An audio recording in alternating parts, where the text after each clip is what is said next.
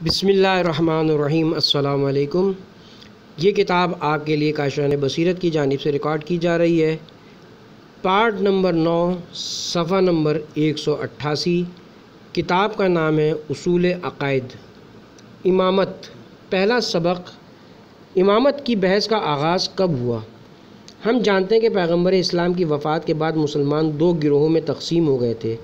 ایک گروہ کا عقیدہ تھا کہ پیغمبر نے اپنے لیے کوئی جانشین معین نہیں فرمایا، بلکہ اس کام کو امت کے سپرد کر دیا ہے تاکہ امت کے افراد مل بیٹھ کر اپنے درمیان میں سے ہی کسی فرد کو اپنا رہبر بنا لیں۔ اس گروہ کو اہل سنت کہا جاتا ہے۔ دوسرے گروہ کا عقیدہ تھا کہ پیغمبر کے جانشین کے لیے ضروری کہ وہ پیغمبر کی طرح گناہوں اور خطاؤں سے پاک و معصوم ہو، نیز ایسے غیر معمولی اور بے پناہ علم کا حامل ہو کہ لوگوں کی روحانی اور مادی رہبری کے عہدے پر فائز ہو سکے اور اسلام کے اصولوں کی حفاظت اور بقا کا انتظام کر سکے۔ لہٰذا اس گروہ کا عقیدہ تھا کہ یہ ایسے شخص جانشین کا انتخاب صرف خدا کی طرف سے پیغمبر کے وسیلے سے ممکن ہے، اور پیغمبر اسلام نے اس وظیفے کو انجام دیتے ہوئے حضرت علی علیہ السلام کو اپنا جانشین کے طور پر منتخب کر دیا ہے۔ اس گروہ کو امامیہ یا شیعہ اہل تشیع کہا جاتا ہے۔ ہمارا ان مختصر سی ابحاث میں مقصد یہ کہ ہم اس مسئلہ امامت پر عقلی و تاریخی دلائل، قرآنی آیات اور سنت پیغمبر کی روشنی میں غور و فکر کریں،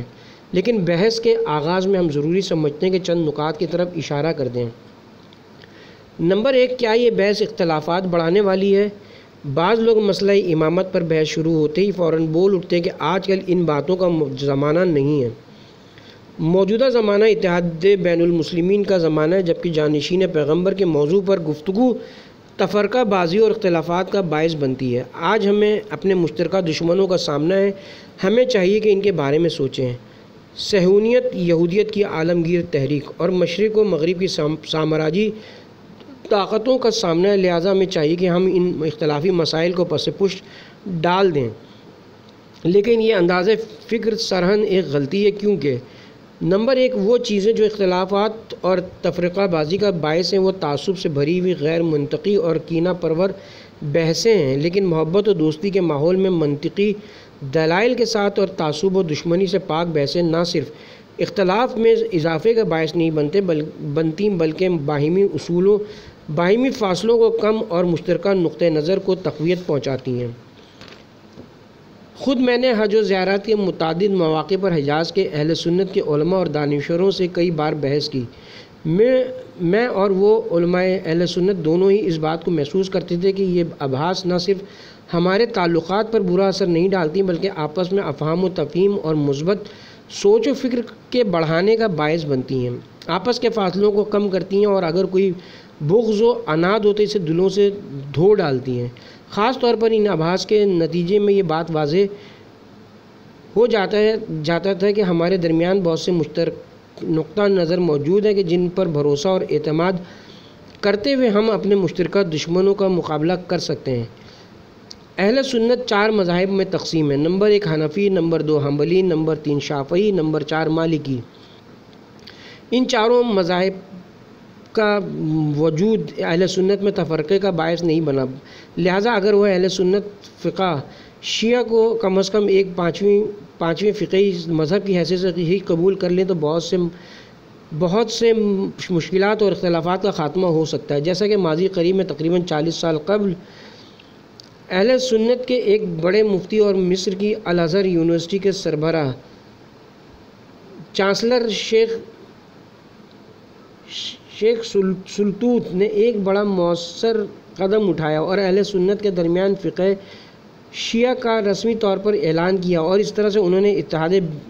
اسلامی کے لیے زبردست خدمت انجام دی، جس کی وجہ سے ان کے اور ملت تشیع کے مرجع اعلیٰ آیت اللہ برجردی مرحوم کے درمیان دوستانہ تعلقات قائم ہوئے۔ نمبر 2، ہمارا عقیدہ ہے کہ اسلام کی تجلی ہر مذہب سے زیادہ مذہب تشیع میں دیکھی جا سکتی ہے۔ اگرچہ ہم تمام اسلامی مذاہب کا احترام کرتے ہیں، لیکن ہمارا عقیدہ ہے کہ مذہب تشیع حقیقی اسلام کے بارے میں پہلوؤں کا مکمل اور بہترین تعارف کرا سکتا ہے اور اسلامی حکومت سے متعلق تمام مسائل کا حل پیش کیا کر سکتا ہے، تو پھر کیوں نہ اس مکتب کی دلائل کے ساتھ اپنے بچوں کو تعلیم دیں، اور اگر ہم یہ کام انجام نہیں دیتے تو یقیناً ہم نے اپنے بچوں کے ساتھ خیانت کی ہے۔ ہم پورے یقین کے ساتھ کہتے ہیں کہ پیغمبر اسلام نے اپنے جانشین کو معین فرمایا ہے۔ کیا مشکل ہے کہ اگر عقل و منطق اور دلائل سے اس موضوع پر بحث کو بڑھائیں، لیکن یہ گفتگو کرتے وقت ہمیں بہت احتیاط سے کام لینا چاہیے تاکہ دوسروں کے مذہبی جذبات کو ٹھیس نہ پہنچنے پائے۔ نمبر 3، اسلام کے دشمنوں نے اتحاد بین المسلمین کی بنیادوں کو کمزور کرنے کے لیے شیعوں کے خلاف اہل سنت سے اور سنیوں کے خلاف اہل تشیع سے اس قدر جھوٹ بولے اور الزام تراشیاں کی ہیں کہ چند ممالک میں یہ دونوں گروہ ایک دوسرے سے مکمل طور پر دور ہو گئے ہیں۔ جب ہم مسئلہ امامت کو اس انداز سے جیسا کہ اوپر ذکر کیا گیا پیش کریں اور ان نکات کو کہ جن پر اہل تشیع ایمان رکھتے ہیں قرآن و سنت کی روشنی میں دلائل سے واضح کریں گے تو معلوم ہو جائے گا کہ یہ تمام پروپیگنڈا غلط تھا اور ہمارے مشترکہ دشمنوں نے صرف زہر اگلا ہے۔ مثال کے طور پر میں یہ نہیں بھول سکتا کہ جب اپنے سعودی عرب کے ایک سفر کے دوران سعودی عرب کی ایک مذہبی شخصیت سے میری ملاقات اور بحث ہوئی تو انہوں نے اس بات کا اظہار کیا کہ میں نے سنا ہے کہ جو قرآن اہل تشیع کے پاس ہے وہ ہمارے پاس موجود قرآن سے مختلف ہے۔ مجھے یہ سن کر بڑا تعجب ہوا۔ میں نے ان سے کہا بھائی اس بات کی تحقیق تو بہت آسان ہے، میں آپ کو دعوت دیتا ہوں کہ آپ خود یا آپ کا کوئی نمائندہ عمرے کی ادائیگی کے بعد ایران میں کوئی اطلاع دیے بغیر میرے ہمراہ ایران چلے۔ وہاں پر گلی کوچوں میں موجود مساجد میں بڑی تعداد میں قرآن موجود ہیں، اس کے علاوہ سب مسلمانوں کے گھروں میں بھی قرآن موجود ہے۔ ہم ہر اس مسجد میں جائیں گے جہاں آپ پسند فرمائیں گے، یا پھر جس گھر پر پسند فرمائیں گے اس کا دروازہ کھٹکھٹائیں گے اور ان سے قرآن طلب کریں گے تاکہ یہ معلوم ہو جائے کہ ہمارے اور آپ کے قرآن میں ایک حرف یا ایک نقطے تک کا اختلاف نہیں ہے۔ بہت سے قرآن جن سے ہم استفادہ کرتے ہیں وہ سعودی عرب، ایران اور دیگر اسلامی ممالک کے ہی شائع شدہ ہیں۔ آپ یقین کریں کہ اس محکم اور دوستانہ انداز سے گفتگو کی وجہ سے اسلام دشمنوں نے جو عجیب زہر افشانی اس مشہور شخص کے ذہن میں کر رکھی تھی اس کا اثر ختم ہو گیا۔ گویا امامت سے متعلق گفتگو اس انداز سے جیسا کہ اوپر بتایا گیا اسلامی معاشرے کی وحدت کو مستحکم کرتی ہے اور حقائق کو روشن کرنے اور آپس کے فاصلوں کو کم کرنے میں معاون ثابت ہوتی ہے۔ نمبر 2، امامت کیا ہے؟ امام جیسا کہ اس کے عنوان سے واضح کہ مسلمانوں کے پیشوا یا رہبر کے معنی میں استعمال ہوتا ہے، اور مذہب شیعہ کے اصول و عقائد کے اعتبار سے امام معصوم اس شخص کو کہا جاتا ہے جو ہر طرح سے پیغمبر کا جانشین ہو، لیکن فرق صرف یہ کہ پیغمبر مکتب و مذہب کا بانی ہوتا ہے اور امام اس مکتب و مذہب کا محافظ و نگہبان ہوتا ہے۔ پیغمبر پر وحی نازل ہوتی ہے لیکن امام پر وحی نازل نہیں ہوتی۔ امام پیغمبر سے تعلیمات حاصل کرتا ہے اور غیر معمولی علم کا حامل ہوتا ہے۔ اہل تشیع کے عقیدے کے مطابق امام معصوم صرف اسلامی مملکت کا پیشوا ہی نہیں ہوتا بلکہ وہ روحانی و مادی رہبری اور ظاہری و باطنی رہبری، مختصر یہ کہ اسلامی معاشرے کی ہر جہات سے قیادت پر فائز ہوتا ہے، نیز اسلامی عقائد و احکام کی حفاظت کا بھی بغیر کسی خطا اور انحراف کے ذمہ دار ہوتا ہے اور وہ خدا کا برگزیدہ بندہ ہوتا ہے۔ لیکن اہل سنت امامت کی اس طرح تشریح نہیں کرتے، وہ امام کو صرف اسلامی معاشرے کا حاکم سمجھتے ہیں۔ بالفاظ دیگر ہر دور اور زمانے کے حکمرانوں کو پیغمبر کے خلفاء اور مسلمانوں کے رہبروں کے طور پر تسلیم کرتے ہیں۔ البتہ آئندہ اسباق میں ہم یہ واضح کریں گے کہ ہر دور اور ہر زمانے میں اللہ کے ایک نمائندے کا وجود ضروری ہے، یعنی پیغمبر یا امام معصوم زمین پر ہمیشہ ہو تاکہ وہ خدا کے قانون کی حفاظت اور طالبان حق کی رہبری اور رہنمائی کر سکے، اور اگر کسی وجہ سے مسلمانوں کی نظروں سے اوجھل ہو جائے تو اس کے نمائندے احکام الہی کی تبلیغ اور اسلامی حکومت کی تشکیل کے ذمہ دار ہوتے ہیں۔ دوسرا سبق، امام کے وجود کا فلسفہ۔ انبیاء کی بعثت کی ضرورت کے بارے میں اس سے قبل جو گفتگو کی گئی ہے وہ بہت حد تک ہمیں نبی کے بعد امام کے وجود کی ضرورت سے بھی آگاہ کرتی ہے، کیونکہ بہت سے اہم موضوعات میں نبی اور امام مشترک ہیں، لیکن اس جگہ پر یہ ضروری کہ ہم بعض دوسری ابحاث پر بھی غور کریں۔ نمبر 1، الہی رہبروں کی ہمراہی میں روحانی تکامل۔ سب سے پہلے ہمیں انسان کی خلقت کے مقصد کو سمجھنا چاہیے جو کہ گلدستہ کائنات کا سب سے اہم پھول ہے۔ وہ پروردگار کی طرف کمال کی انتہا تک اور زندگی کے تمام ابعاد میں تمام روحانی مراحل طے کرنے کے لیے بہت لمبا اور نشیب و فراز سے پر راستہ طے کرتا ہے۔ اس میں کوئی شک نہیں کہ انسان اس راستے پر کسی معصوم پیشوا کی رہبری کے بغیر منزل مقصود تک نہیں پہنچ سکتا، اور ان مراحل میں کسی آسمانی استاد کی رہنمائی کے بغیر کامیابی نہیں ہے، اس لیے کہ راستے میں تاریکیاں ہیں، لہذا گمراہی کے خطرات سے ڈرو۔ یہ درست ہے کہ خدا نے انسان کو عقل و خرد کی نعمت سے نوازا ہے، اسے محکم اور بھرپور ضمیر عطا کیا ہے، اس آسمانی کتابیں اس کے لیے بھیجی ہیں، لیکن پھر بھی ممکن ہے کہ یہ انسان ان تمام تر تکوینی اور تشریحی وسائل کے باوجود اپنی صحیح راہ کی شناخت میں غلطی کا شکار ہو جائے، لہٰذا بلا شک و شبہ ایک معصوم پیشوا کا وجود اس کی راہ سے انحراف اور گمراہی کے خطرات کو بہت حد تک کم کر دیتا ہے۔ پس امام کا وجود انسان کے مقصد تخلیق کو کمال تک پہنچانے والا ہے۔ یہی وہ چیز ہے جسے عقائد کی کتابوں میں قاعدہ لطف سے تعبیر کیا جاتا ہے۔ قاعدہ لطف یعنی وہ تمام چیزیں جو انسان کی خلقت کے مقصد کے حصول کے لیے ضروری ہیں، خداوند حکیم نے اس انسان کے اختیار میں دے دی ہیں۔ انبیاء کی بعثت اور امام معصوم کا وجود بھی انہی چیزوں میں سے ہے، ورنہ اگر انبیاء اور ائمہ معصومین کو لوگوں کی ہدایت کے لیے نہ بھیجے تو خلقت انسان کی غرض کی مخالفت ہوگی۔ نمبر 2، آسمانی ادیان کی حفاظت۔ ہمیں اس بات کا بخوبی علم ہے کہ الہی ادیان و مذاہب جب انبیاء کے قلوب پر نازل ہوتے ہیں تو بارش کے پانی کی بوندوں کی مانند صاف و شفاف، حیات بخش اور روح پرور ہوتے ہیں، لیکن جیسے جیسے وہ غلیظ ماحول اور کمزور یا ناپاک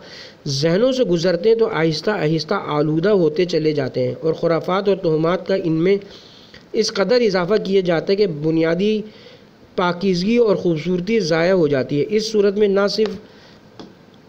میں نہ ان میں کوئی جاذبیت باقی رہتی ہے اور نہ ہی تربیت کی تاثیر، نہ ان سے پیاسوں کو سیراب کیا جا سکتا ہے اور نہ ہی ان سے فضائل و کمالات کی کلیاں اور پھول کھل سکتے ہیں۔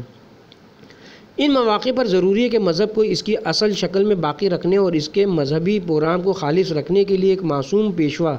بعنوان محافظ موجود رہے، تاکہ وہ مذہب کی راہ میں کجی، انحراف، غلط افکار، دوسروں کے ناروا نظریات، توہمات اور خرافات کو شامل نہ ہونے دے۔ اگر مذہب و شریعت ایک ایسے رہبر کے بغیر رہے تو بہت کم مدت میں ہی اپنی حقیقی شکل و صورت اور خالص حقیقت کھو بیٹھتا ہے۔ یہی وجہ ہے کہ حضرت علی علیہ السلام فرماتے ہیں، ہرگز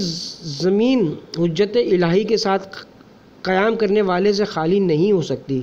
وہ قیام کرنے والا چاہے ظاہر و آشکار ہو یا مخفی و پوشیدہ ہو، تاکہ خدا کی دلیلیں اور اس کی واضح نشانیاں باطل نہ ہونے پائیں۔ در حقیقت ائمہ کے قلوب اس محفوظ صندوق سیف کی مانند کی مثل ہیں جس میں پیش قیمت اسناد و چوروں کی دسترس اور دیگر حوادث سے محفوظ و معصون رکھا جاتا ہے، اور یہ چیزیں وجود امام کے فلسفوں میں سے ایک فلسفہ ہے۔ نمبر 3، امت کی سیاسی و اجتماعی قیادت۔ بلا شک و شبہ کوئی بھی معاشرہ یا گروہ ایک باصلاحیت و توانا رہبر کی قیادت میں اجتماعی نظام کی موجودگی کے بغیر اپنے آپ کو باقی نہیں رکھ سکتا۔ یہی وجہ ہے کہ زمانے قدیم سے اب تک تمام اقوام اور ملل نے اپنے لیے کسی نہ کسی رہبر کو انتخاب کیا ہے۔ کبھی تو وہ رہنما صالح ثابت ہوا اور اکثر اوقات غیر صالح ثابت ہوا ہے، اور اکثر ایسا بھی ہوا کہ امتوں کے لیے رہبر کے وجود کی ضرورت سے ناجائز فائدہ اٹھاتے ہوئے بہت سے قدرت پسند لوگ اپنی طاقت اور ریاکاری کے بلبوتے پر لوگوں پر تسلط قائم کرنے میں کامیاب ہو گئے اور ان کے تمام امور کی ذمہ داری اپنے ہاتھوں میں لے لی۔ یہ ایک طرف، جبکہ دوسری طرف اگر انسان اپنے روحانی تکامل کے ہدف تک پہنچنا چاہتا ہے تو اس کے لیے ضروری ہے کہ وہ اس ہدف کے حصول کی راہ میں تنہا نہ ہو، بلکہ اپنے گروہ یا معاشرے کی ہمراہی میں اپنے ہدف کے حصول کے لیے آگے بڑھے، کیونکہ ایک معاشرے اور اجتماع کی قوت و توانائی یقینی طور پر ایک تنہا فرد کی فکری، جسمانی، مادی اور روحانی توانائی سے زیادہ ہے۔ لیکن ایسا معاشرہ ہو کہ جس پر صحیح و عادلانہ نظام حاکم ہو کہ وہ نظام انسانی صلاحیتوں کو نکھارتے ہوئے کجروی اور انحراف کا ڈٹ کر مقابلہ کرتے ہوئے تمام انسانوں کے حقوق کی حفاظت کرے اور اعلیٰ ترین مقاصد کے حصول کے لیے منظم پروگرام اور ادارے قائم کریں اور پورے معاشرے کو ایک آزاد ماحول میں اس اعلیٰ ہدف کی خاطر پرجوش تحریک کے لیے آمادہ کریں۔ اس عظیم ذمہ داری کی اہلیت و صلاحیت ایک خطا کار انسان میں یقیناً موجود نہیں ہے، کیونکہ ہم اپنی آنکھوں سے دنیا کے سیاسی قائدین کے صحیح راستے سے انحراف کا مشاہدہ کر چکے ہیں۔ لہٰذا ضروری ہے کہ خدا کی طرف سے اس اہم ذمہ داری اور صحیح نظام کی نگرانی کے لیے ایک معصوم رہبر کو مقرر اور معین کیا جائے، جو انسانی طاقت اور مفکرین کے افکار سے فائدہ اٹھاتے ہوئے انحرافات کی روک تھام کر سکے۔ امام کے وجود کے فلسفوں میں سے یہ بھی ایک فلسفہ اور قاعدہ لطف کے شعبوں میں سے ایک شعبہ سیکشن ہے۔ ہم دوبارہ عرض کرتے ہیں کہ بعض مخصوص زمانوں میں جب امام میں معصوم غائب ہوں تو اس وقت لوگوں کے فرائض اور ذمہ داریاں بھی واضح ہو چکی ہیں، اور اگر خدا نے توفیق دی تو حکومت اسلامی سے متعلق گفتگو میں ہم اس موضوع پر تفصیلی روشنی ڈالیں گے۔ نمبر 4، اتمام حجت کی ضرورت، نہ صرف ان قلوب کے لیے کہ جو امام کے وجود مبارک کے نور سے فیضیاب ہو کر کمال مطلق کے حصول کے لیے کوشاں ہوں، بلکہ ان لوگوں کے لیے بھی جو جان بوجھ کر غلط راہوں کے راہی ہیں۔ خدا کی طرف سے تمام حجت کا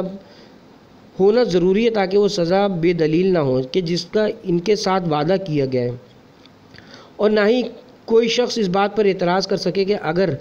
آسمانی اور الہی رہبروں نے ہمارا ہاتھ تھاما ہوتا اور راہ حق کی طرف رہنمائی کی ہوتی تو ہم ہرگز گمراہ نہ ہوتے۔ خلاصہ یہ کہ ہر عذر اور بہانے کا راستہ بند کر دیا جائے اور حق کو واضح کرنے کے لیے اتنی دلیلیں بیان کی جائیں کہ بے خبر آگاہ ہوں اور آگاہ لوگوں کو اطمینان قلب حاصل ہو اور ان کے ارادے مضبوط ہو جائیں۔ نمبر 5، امام فیض الہی کے حصول کا بڑا وسیلہ۔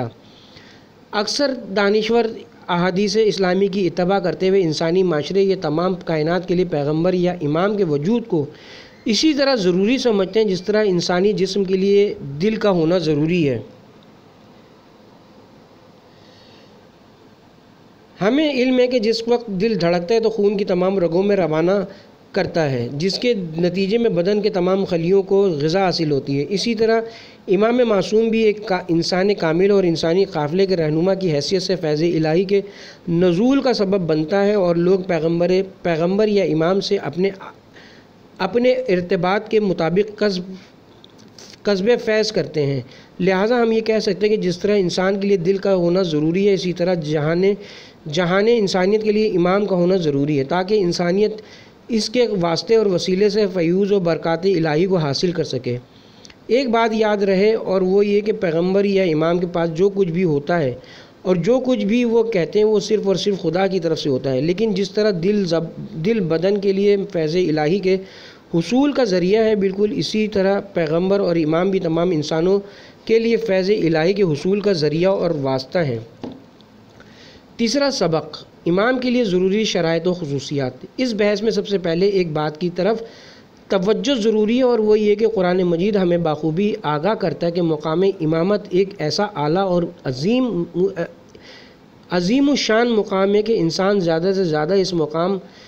تک پہنچ سکتا ہے، بلکہ یہ مقام نبوت اور رسالت سے بھی بڑھ کر ہے، جیسا کہ بت شکن پیغمبر حضرت ابراہیم علیہ السلام کے بارے میں قرآن مجید میں ارشاد ہوا ہے، اور وہ وقت یاد کرو جب ابراہیم کو ان کے رب نے چند کلمات سے آزمایا اور انہوں نے ان کو پورا کر دکھایا۔ ارشاد ہوا، میں تمہیں لوگوں کا امام بنانے والا ہوں۔ انہوں نے کہا، اور میری اولاد سے بھی۔ ارشاد ہوا، میرا عہد ظالموں کو نہیں پہنچے گا، اور امامت کے عظیم مقام پر مشرک و گناہوں سے آلودہ شخص فائد نہیں ہو سکے گا۔ اس طرح سے حضرت ابراہیم نبوت و رسالت اور خدا کے مختلف امتحانات میں کامیابی کے مراحل طے کرنے کے بعد انسانوں کی ظاہری و باطنی اور مادی اور روحانی رہبری کے جلیل القدر اور بلند مقام یعنی امامت تک پہنچے۔ پیغمبر اسلام بھی نبوت و رسالت کے علاوہ امامت اور مخلوق کی رہبری کے عظیم الشان منصب پر فائز تھے۔ بعض دوسرے انبیاء بھی منصب امامت پر فائز تھے، یہ بات ایک طرف رہے۔ دوسری طرف ہم اس بات سے بھی آگاہ ہیں کہ کسی بھی عہدے یا فائز ہونے کے لیے فرائض و ذمہ داریوں کے تناسب سے انسان کے لیے ضروری شرائط و خصوصیات کا ہونا ضروری ہے، تاکہ وہ اس منصب کے فرائض کو انجام دے سکے، یعنی جتنا زیادہ بلند منصب اور جتنی بڑی ذمہ داریاں ہوں گی، اسی تناسب سے ضروری شرائط و صفات بھی زیادہ سنگین ہوتی چلی جائیں گی۔ مثلا شریعت مقدس اسلام میں کسی شخص کے قاضی بننے بلکہ گواہ بننے کے لیے اور اسی طرح امام جماعت بننے کے لیے ضروری ہے کہ وہ شخص عادل ہو۔ پس جس دین و مکتب میں گواہی دینے کے لیے یا نماز جماعت میں امامت کے فریضے کو انجام دینے کے لیے عدالت کا ہونا ضروری ہے، وہاں یقینی طور پر امامت جیسے عظیم الشان منصب تک پہنچنے کے لیے انتہائی سخت شرائط ضروری ہوں گی۔ مذکورہ تمہید کی روشنی میں امام کے لیے مندرجہ ذیل شرائط کا ہونا ضروری ہے۔ نمبر 1، عصمت۔ پیغمبر کی طرح امام کے لیے بھی ضروری کہ وہ معصوم ہو، یعنی گناہوں اور غلطیوں سے محفوظ ہو، وگرنہ وہ انسانوں کے لیے رہبر، مثالی نمونہ اور آئیڈیل نہیں بن سکتا، بلکہ معاشرے کے لیے قابل اعتبار شخص بھی نہیں ہو سکتا۔ امام کو ایسا ہونا چاہیے کہ وہ تمام انسانوں کے دل مسخر کر لے اور اس کا حکم سب کے لیے بغیر کسی پیش کے قابل قبول ہو۔ لیکن اگر کوئی شخص گناہوں سے آلودہ ہو تو اس کے لیے ہرگز ممکن نہیں ہوگا کہ وہ ایسی مقبولیت حاصل کر سکے اور اسے ہر لحاظ سے قابل اعتماد و اطمینان قرار دیا جائے۔ اسی طرح اگر کوئی شخص اپنے ذاتی روزمرہ کاموں میں غلطیوں اور گناہوں کا ارتکاب کرتا ہو تو یہ کیوں کر ممکن ہے کہ معاشرے کے امور میں اس کے افکار و نظریات پر بھی بھروسہ کرتے ہوئے بغیر کسی پیش کے ان پر عمل کیا جائے۔ بلا شک و شبہ پیغمبر کے لیے معصوم ہونا ضروری ہے، اسی طرح مذکورہ دلیل کی روشنی میں امام کے لیے بھی معصوم ہونے کی شرط ضروری ہے۔ اس بات کو ہم اس طریقے سے بھی بیان کر سکتے ہیں کہ پیغمبر و امام کے اصلی وجود کا انحصار قاعدہ لطف پر ہے، اور قاعدہ لطف اس صفت عصمت کو واجب کو ضروری قرار دیتا ہے، کیونکہ پیغمبر و امام کے وجود مقدس کے مقاصد کی تکمیل مقام عصمت کے بغیر ممکن نہیں ہے۔ نیز گزشتہ سبق میں جو فلسفہ ہم نے بیان کیا ہے وہ بھی اس صفت عصمت کے بغیر ناقص و نامکمل رہ جائے گا۔ نمبر 2، علم۔ پیغمبر کی طرح امام بھی تمام انسانوں کے ہر قسم کے علمی مسائل کے لیے مرجع و پناہ گاہ ہوتا ہے، اور اسے تمام اصول و فروع دین، قرآن کریم کے ظاہری اور باطنی علوم اور سنت پیغمبر نیز اسلام سے مربوط تمام مسائل سے مکمل طور پر آگاہ ہونا چاہیے، کیونکہ وہ نہ صرف شریعت کا محافظ و نگہبان ہے بلکہ انسانوں کا رہبر اور پیشوا بھی ہے۔ ایسے اشخاص جو پیچیدہ مسائل کے پیش آنے پر پریشان ہو جائیں اور دوسروں کی طرف دست سوال دراز کریں اور ان کا علم و شعور اسلامی معاشرے کو پیش آنے والے مسائل کا حل پیش کرنے سے قاصر ہو، وہ ہرگز منصب امامت اور دنیا کی رہبری کے عہدے پر فائز نہیں ہو سکتے۔ مختصر یہ کہ امام کے لیے ضروری ہے کہ احکام الہی کا لوگوں میں سب سے زیادہ آگاہ اور دانا ہو، تاکہ پیغمبر کی رحلت سے پیدا ہونے والے علمی خلا کو فوراً بلا فاصلہ پر کر سکے اور اسلام کی صحیح راہ کو جو ہر طرح کے انحرافات سے پاک ہو، ثبات و دوام دے سکے۔ نمبر 3، شجاعت۔ امام کے لیے ضروری ہے کہ وہ اسلامی معاشرے کا شجاع ترین انسان ہو، کیونکہ شجاعت کے بغیر صحیح رہبری ممکن نہیں ہے۔ یہ شجاعت انتہائی سخت و ناگوار حالات سے مقابلہ کے لیے اور طاقتور، سرکش اور ظالم سے مقابلے کے لیے، اندرونی و بیرونی دشمنوں سے مقابلے کے لیے ضروری ہے۔ نمبر 4، تقویٰ۔ ہم جانتے ہیں کہ وہ لوگ جو دنیا کی ظاہری شان و شوکت اور زیبائی میں گرفتار ہوتے ہیں جلد دھوکے کا شکار ہو جاتے ہیں، اور حق و عدالت کی راہ سے ان کے منحرف ہونے کا امکان بھی بہت زیادہ ہوتا ہے۔ دنیا کی ظاہری شان و شوکت میں گرفتار یہ لوگ کبھی تو طمع اور لالچ کے ذریعے اور کبھی دھمکی کے ذریعے اپنی اصل راہ مستقیم سے منحرف ہو جاتے ہیں۔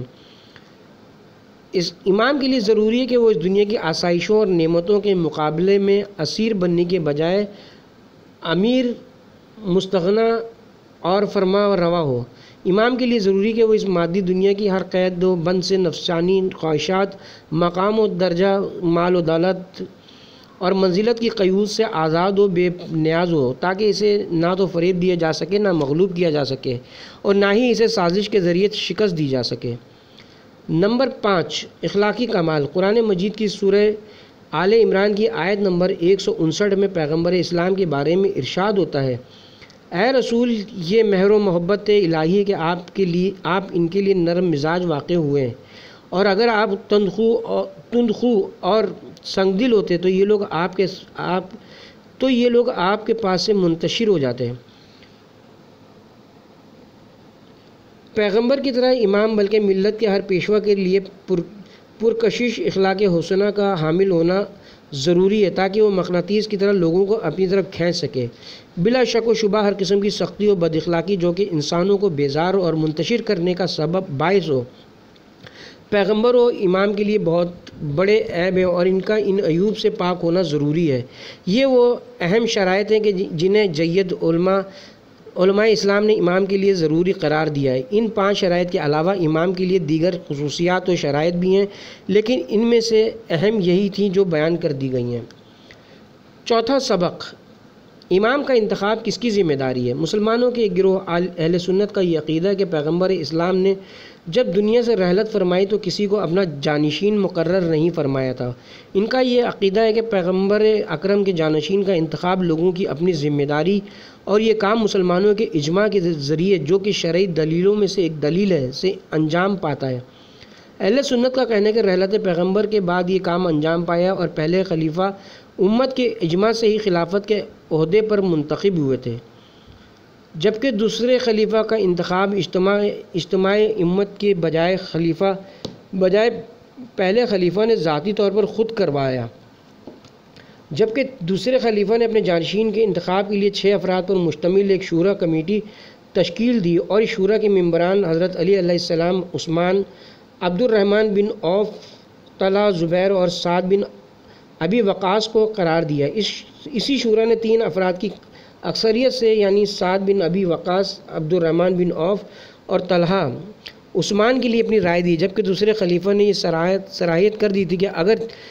3 آدمی ایک طرف اور 3 آدمی دوسری طرف رائے دیں تو جس طرح عبد الرحمن بن عوف عثمان کے داماد رائے دیں گے، اسی رائے کو تسلیم کیا جائے گا۔ عثمان کی خلافت کے آخری دور میں مختلف وجوہات کی بنا پر مسلمانوں نے ان کے خلاف بغاوت کی، اور اس سے قبل کہ وہ اپنے جانشین کا انتخاب کرتے یا اس کا تقرر کسی شورا کے ذریعے کرواتے، ان کو قتل کر دیا گیا۔ اس وقت تمام مسلمان حضرت علی علیہ السلام کی طرف بڑھے اور پیغمبر کے جانشین کے طور پر ان کی بیعت کی، سوائے شام کے گورنر معاویہ کے، جس نے حضرت علی کی بیعت سے انکار کر دیا اور ان کے خلاف بغاوت کا علم بلند کر دیا، کیونکہ اسے یقین تھا کہ حضرت علی علیہ السلام اسے موجودہ عہدے پر باقی نہیں رکھیں گے۔ معاویہ کے حضرت امیر المومنین علیہ السلام کے خلاف بغاوت کا علم بلند کرنے سے تاریخ اسلام میں ناگوار اور مرگ آفرین حادثات کا دور شروع ہوا، جس کے نتیجے میں بے گناہ مسلمانوں کی ایک بڑی تعداد کا خون بہہ گیا۔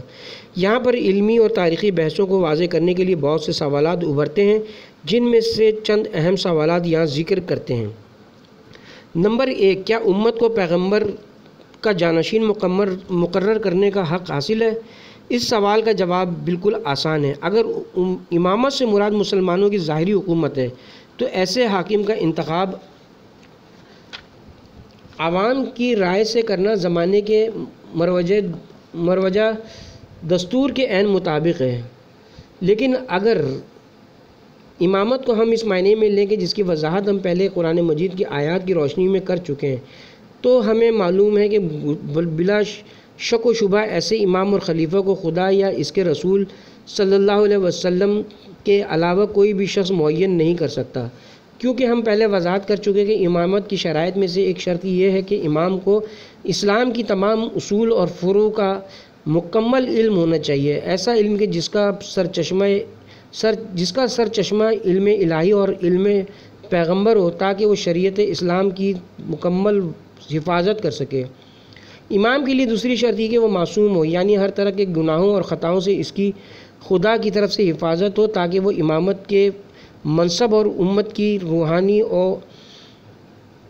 مادی اور ظاہری و باطنی رہبری کے عہدے پر فائز ہو سکے، اور اسی طرح امام کے لیے بھی یہ ضروری کہ اس میں زہد و تقوی اور پرہیزگاری و بزرگی کی خصوصیات بدرجہ اتم موجود ہوں، جبکہ اس عہدے کے لیے نہایت ضروری ہیں۔ یہ بات تسلیم شدہ ہے کہ ان شرائط کی موجودگی کی تشخیص خدا اور پیغمبر کے علاوہ کسی کے لیے بھی ممکن نہیں ہے۔ وہی خدا ہی ہے جو یہ جانتا ہے کہ کس شخص کی روح عصمت کے درجے پر فائز ہے، اور وہی ہے جو یہ جانتا ہے کہ کس شخص میں امامت کے مقام کی اہلیت کے لیے ضروری علم و فضل، تقوی، زہد و تقوی اور شجاعت و بزرگی موجود ہے۔ جن لوگوں نے امام اور خلیفہ پیغمبر کے تقرر کو لوگوں کے سپرد کیا ہے، در حقیقت انہوں نے امامت کے صحیح قرآنی مفہوم کو سمجھنے کے بجائے اسے تبدیل کر کے رکھ دیا ہے۔ ان کے خیال میں امامت معمول کے مطابق حکمرانی اور دنیاوی امور میں لوگوں کی رہبری کے نظام تک محدود ہے، وگرنہ امامت کے لیے کسی شخص میں ضروری شرائط کی مکمل اور جامع تخصیص صرف خدا کے ذریعے سے ہی ممکن ہے، اور صرف وہی ذات ہے جو ان صفات سے باخبر ہے۔ یہ امامت کے لیے کسی انتخاب، بلکہ اسی طرح جیسے پیغمبر کا انتخاب لوگوں کی رائے سے نہیں کیا جا سکتا، بلکہ ضروری کہ پیغمبر کا انتخاب خداوند عالم کی طرف سے ہو اور معجزات کے ذریعے سے اس کی پہچان کروائی جائے۔ اسی طرح پیغمبر میں پائی جانے والی ضروری صفات کی تشخیص بھی صرف خدا ہی کر سکتا ہے۔